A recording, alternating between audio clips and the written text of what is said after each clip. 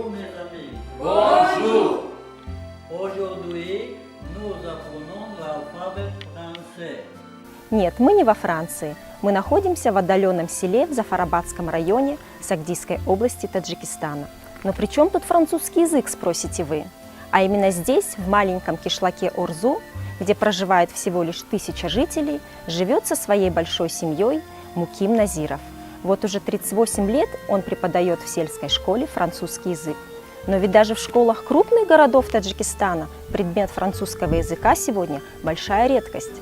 Как так получилось, что кусочек Франции оказался в отдаленном таджикском селе, смотрите в нашем репортаже.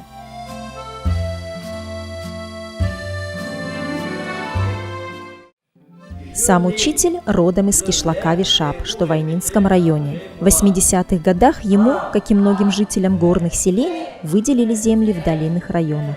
Так и образовалось небольшое село Орзу, жителями которого преимущественно были переселенцы. مدت یک سال اومدم من صنف‌های کامپلکتی اول تشکیل کردم. صنف 1 تا 3 در یک صنف می‌خوندم. بعد اینجوری همون سال 85 مکتبی و 8 ساله تشکیل نمودم. با همون سال من تا حالا من از زبان فرانسوی به همین خوانندگان در این مکتب درس می‌دم. Муким Назиров гордится своими учениками, которые занимали призовые места на областных и республиканских олимпиадах. Правда, заслугам этим уже много лет. Сегодня из-за недостатка учителей французский язык упразднили, поэтому и соревноваться детям просто не с кем. برای همه خوانندگان مکتب ما یک دشواریش همین که وقتی که همین کوتای پرزیدنتی میشود ما طلبای ما مجبور میکنن که شما انگلیسی بگید. آخه اینو خوندگی نیستن چیکار انگلیسی ما میگیم خیلی همین فرانسوی قبول کنید نه میگیم ممکن نیست نه این شکل ما نمیتونیم چی باشه برای مکتب‌های عالی ما تست و تیار کرده دادگی همش اون مرکز تستی با اول میسپرنه که وای هست میگه. Отсутствие учебников – еще одна большая проблема. Их уже давно перестали печатать в республике. Учитель пытается самостоятельно решить эту проблему. Каждый его приезд в Фуджант или Душанбе начинается с поисков учебников и словарей. Мукима Назирова знают все продавцы книжных лавок. И если французская литература все же попадает на их прилавки, они сразу же звонят ему. А вот это словарь таджикско-французский. Посмотрите, в каком он состоянии. Он уже практически развалился. И учитель рассказывает, что этим словарем пользуются в школе уже 40 лет. Замены никакой нету. Этот словарь был выпущен в Национальном таджикском университете. И сейчас других экземпляров просто уже не существует.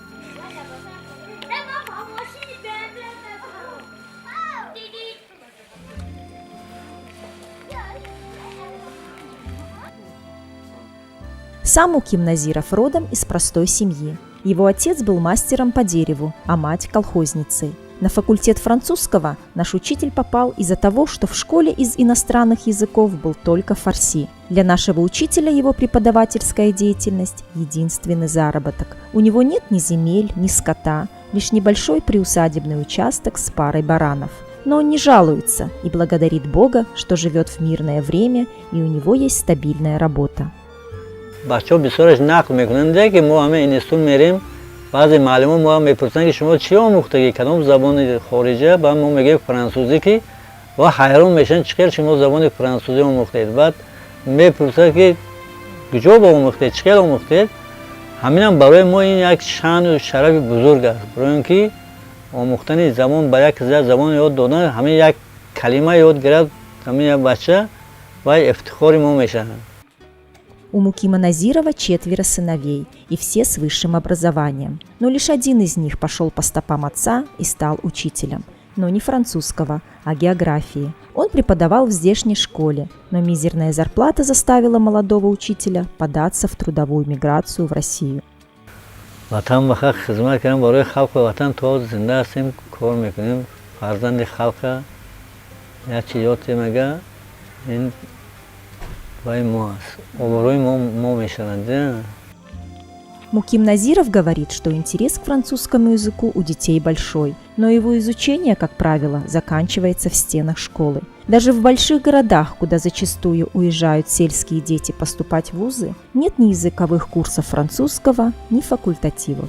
Парадоксально, но мечта попасть во Францию у нашего учителя так никогда и не осуществилась. В советское время выехать за рубеж было почти нереально. Уже работая в школе, учитель несколько раз пытался добиться поездки в любимую Францию для повышения квалификации. Но подобные курсы до школ отдаленных кишлаков просто не доходят.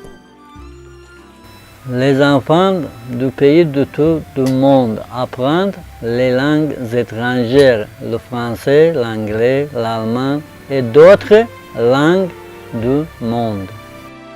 Муким Назиров переживает за будущее детей в его школе. Ведь после выхода на пенсию заменить его просто некому. А если и найдется учитель, то, скорее всего, это будет преподаватель английского языка. И французская речь навсегда исчезнет из стен школы самого маленького кишлака Зафарабада.